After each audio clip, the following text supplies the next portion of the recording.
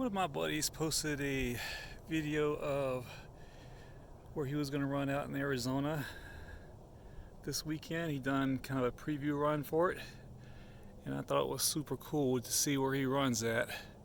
So I just finished the climb up to the top of one of the trails that I'm running today, and it was slow because it was a climb, and I'm going to take you on another loop up here, going down and back up again, just to kind of share what the trails are where I'm at. And I just think it's cool to be able to do that with different people and see the trails and see where we could be running at. So if I fall, I'm sorry. But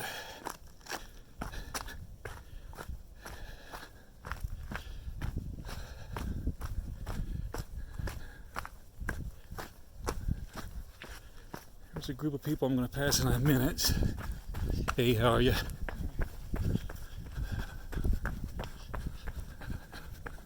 Anyway, it's I think probably close to 7 p.m. here in Georgia, and this trail system that I'm on right now is considered Cartersville, Georgia.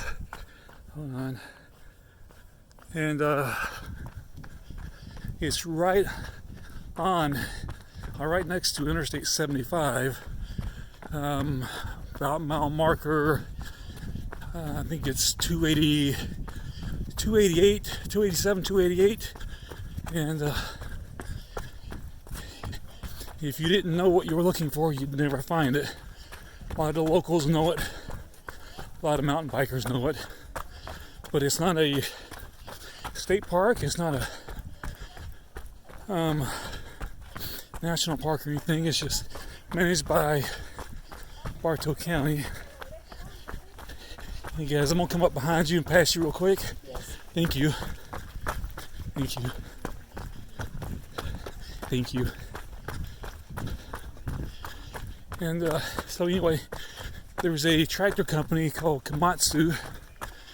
They the other side of this mountain that I'm on, they bought land and built a facility there, and they donated this part of the land to the city of Cartersville in Bartow County, which is where I live at in Bartow County.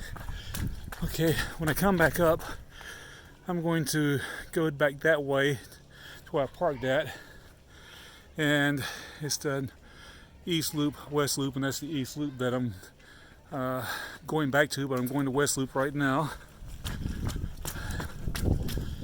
So the both of them are about, I'm not going to tell you how far they are, but in all I get about 6.5 miles out of it, depending on what GPS says for the day. And about, if I do both loops and then the connector trail to where I always park at, away from the main parking, there's two main parking lots, but away from where most people park at, then I usually get 6.5 miles. The connector trail is about a half mile. So 6.5 miles and 1,600 foot of elevation makes for a good little run. Hey guys, thank you.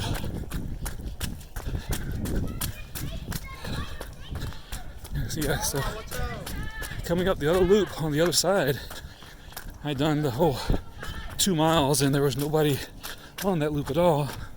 This one is kind of, hey, this loop is kind of busy. So I'm not going to go that way, I'm going to go this way.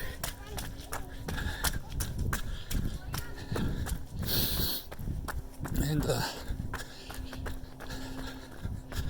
but I want to do a shout out to Lori Perez and Chris Stevens. Chris does, I think it's Bald Beard Running on Instagram, and Lori's, I forget what hers is. It's the other Lori. It doesn't matter. She's the Lori. She's the bomb. But both of them are doing the Georgia Jewel race in September. I think Chris is doing the 35. Lori's doing the 50. And one of my other friends that I met a while back while sweeping the Georgia Jewel last year, her name is Brooke Jones. she's on Instagram and Twitter, but Twitter, I think it's her name is code_her. Super fast lady. But anyway, she mentioned that I'm going to do the 100, and I was like, shoot, I'm going to do the 100 too. So I signed up for the 100.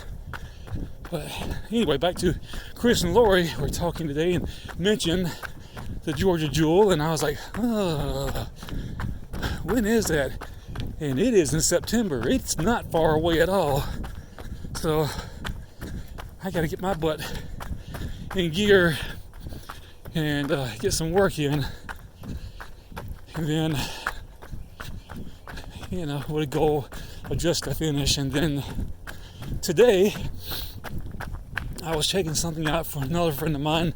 She used to be my coach. Her name is Meg Landymore, and year before last at the Georgia Jewel, she won the Georgia Jewel 100.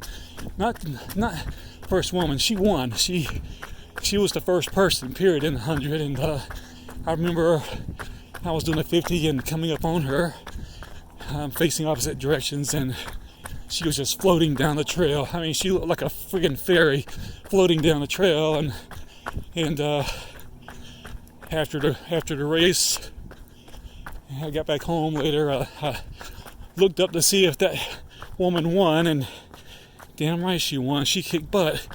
So I Googled her, because that's what you do, right? You Google people.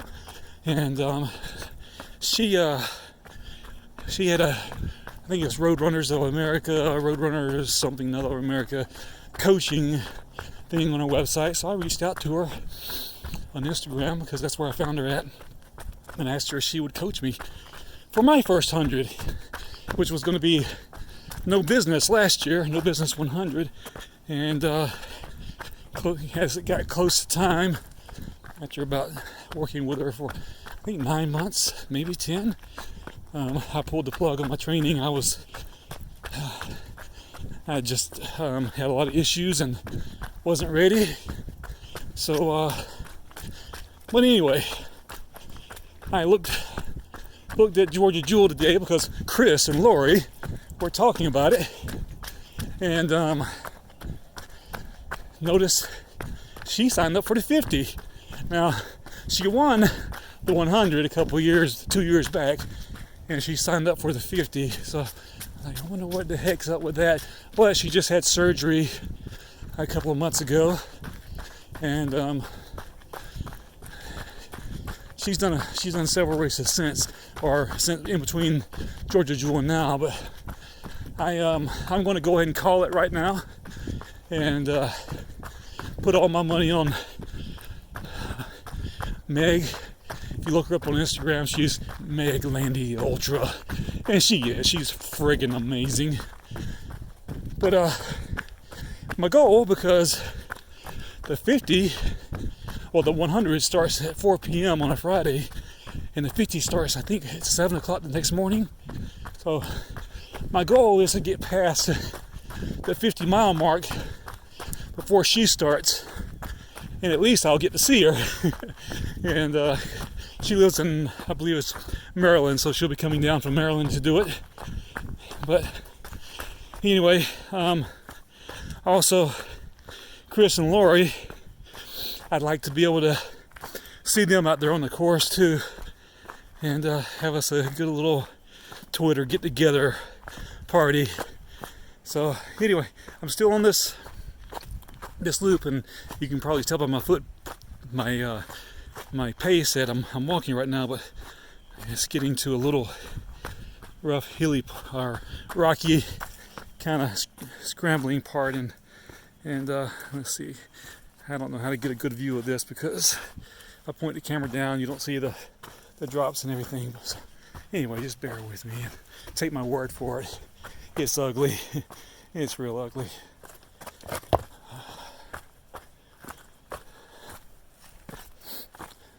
And this takes talent right here too. Chris, my buddy that was doing the video, he done it yesterday of the preview course of what he's going to do this weekend. He out in Arizona, he done whole loop holding his phone. I'm guessing it was a phone, his camera, while he was running and talking. And let me tell you what, I don't know how people do that. It takes a lot of coordination. This is not easy stuff. Hey buddy, how you doing? Very rarely see people out here. This is kind of cool, but I guarantee you, if it wasn't for the stuff going on, the COVID-19 stuff, there wouldn't be anybody out here. I've been coming out here for 3 years now, and there's very seldom ever anybody out here. But anyway, it's a beautiful place for people to come, so I'm glad they're enjoying what we have. And I don't know if you can hear the water running down there. There's really not a creek here or anything. We had a good little thunderstorm, several thunderstorms past few days, so there's a lot of runoff. And that's one of the things that makes this trail so bad, is you see all the rocks. This is almost straight down, but you see all the rocks. They get really slippery, and most of this is just washout, so it's hard to maintain these trails because it's so rocky and it's so steep. But it is, like I said, a really cool place. A lot of switchbacks on it. So you see me going this way for 20-30 feet. I'm going to turn and I'm going to go 180 degrees back the other way, just like that. Switchbacks, I'll tell you that story. So several years back, I brought one of my daughters out to the trail, and not this one, another trail, and we were just hiking, and she got to commenting on about how it goes this way and that way, this way and that way. We're gonna go this way, Daddy. We're gonna go that way, Daddy. And I told her, I said, you see how the trails turn back and forth like that? She said, yeah. I said, those are called switchbacks. She said, bitch swacks. I said, no, switchbacks. That's what I said, Daddy. Bitch swacks. And so anyway, I'll take credit for that. It's a bitch swack. So get a little more run in for a little bit, then I'll be at the bottom and start heading back to the other side to the climb, going back up where I first started at. So you'll get to be with me for a lot of walking. And this loop isn't that long. It's not a really long loop, but it sure is fun. There's two main loops here. Then there's a trail that goes up to the dam. This is goes over to the dam for Lake Allatoona, or Allatoona Lake, depending on how you want to call it. And then coming out of the dam, the river, the lower Etowah River, there's another trail that I like to go down, and it runs from where I parked at to the Etowah River. And then there's some trails down by the river that you can run, and then there's some power lines back there that you can come back up the backside of this mountain that I'm on right here. And without touching the same trail twice, I think you can probably get about, well, let me think about this for a second. So about maybe 10-12 miles on this side of the river, but if you're brave enough to cross the river, there's a Vineyard Mountain over there, and it's a hell of a climb, and it's just big, huge, gigantic rolling hills. I mean, I'm talking big hills rolling, but you can go over there and do another 6.5 miles and come back. So there's a lot of trails. And then since you're over there at Vineyard Mountain, you're at one side of Lake Allatoona. There's a bridge that goes across it, and that bridge, if you go across the bridge, you're at Red Top Mountain State Park, and there's another, maybe 13 miles of trails right there. So if you don't mind getting wet, and you don't mind crossing a really small metal bridge, then you got 25-ish miles of trails all right here together, and never had to get in a car to get to them. So That's not a trail right there. I wonder how many people actually go down that. Climbing again. And so my buddy Chris that posted his video out in Arizona, he kind of one of my inspiration buddies. He's an awesome dude, and he checks in on me every once in a while. I try to check in on him every once in a while. He's a lot better at it than I am. I've learned a lot from him, picked up a lot from him. He keeps me motivated. I hope I get out to meet him one day.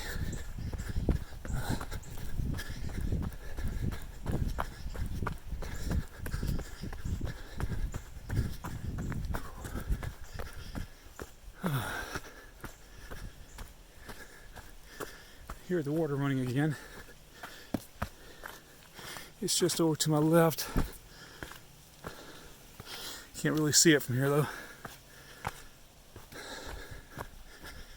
Let's see.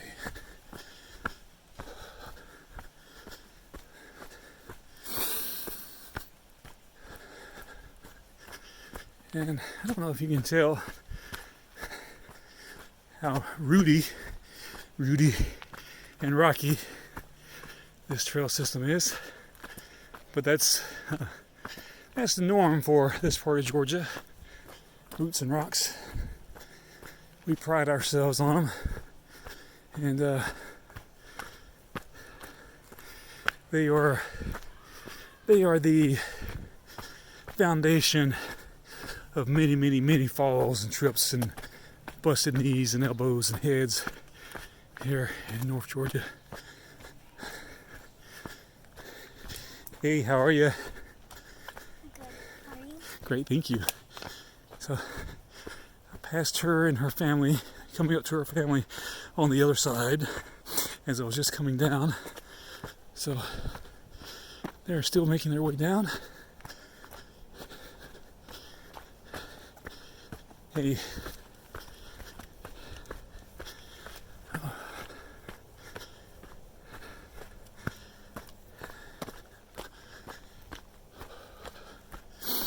It's funny because there's a trail right there that I'm going to be on in a second, but anyway, like I said, there's a bunch of switchbacks here, and it drives me absolutely crazy. People come out here and hike, and they don't stay on the trail. They will do stuff like this right here and take shortcuts down the hills. Like, you're already here to hike the trails. You do that and you cause erosion, and again, there's a lot of that out here. So here we come, the rest of the family. Dad, come on, just jump everything. Yeah, jump everything.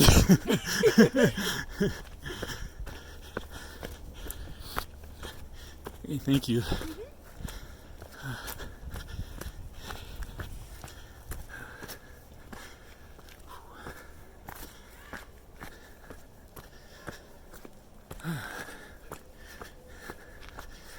Yeah, I've seen a couple guys that I know that come out here. There's a guy named John.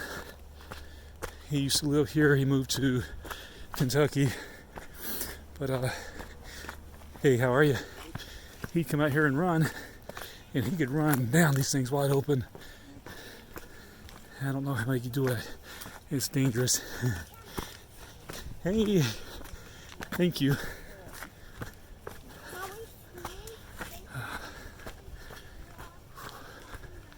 So right here, up this little hill right here, right around here, every year, there's over on this side, there is, I know you couldn't see it, there is always these huge yellow jacket nests, and they'll put signs up warning you that they're there, and you can just hear them buzzing, and they're there every year, it seems like.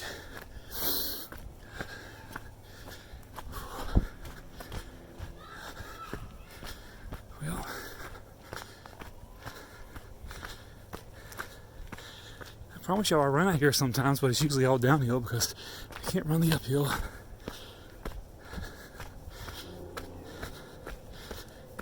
Hey, how are you?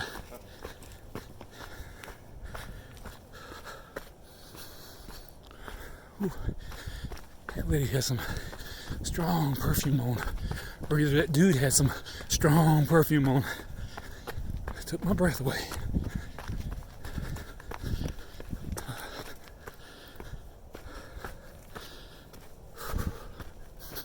But yeah, I still smell it. You taste it now. I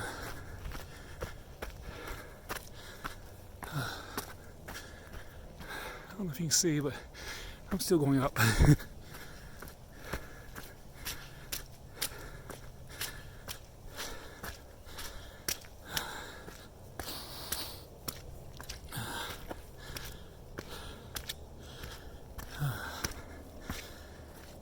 And so Chris's video was long. It probably won't be as long as mine. I'm not as fast as he is, but I think we'll do the same thing. I'm gonna post it on YouTube and share it. He posted his, and I think he had to go back and cut some out or something, because originally he said that YouTube said it was too long. That had to stink. Putting time into plan to do that and share, and not be able to post it because it was too long. Yep. False hope right here. You think it's smoothing out. So let's go this way. I'm gonna switch arms. See if I can hold it this arm a little bit. Another one of the false trails that people have cut in that just goes back or down about 20 feet to the switchback we just come off of.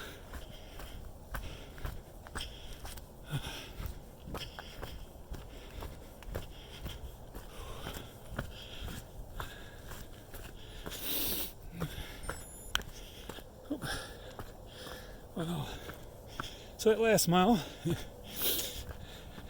I tell everybody I'm slow, but that last mile was a 20-minute mile, so, or 21-minute mile, but all uphill, except for the part that was downhill, and it was all downhill.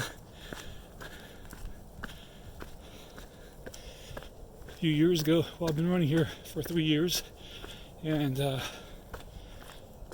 think 2 years ago, before I started trying to do crazy, stupid stuff like run 100 miles, I would come over here and do the 6.5 mile course that I have, and see how fast I could do it. And I think I finally got to an hour and 20 minutes doing 6.5 miles with 1,500 foot, and so it was always my goal to try to beat that. Here comes a runner. Woohoo!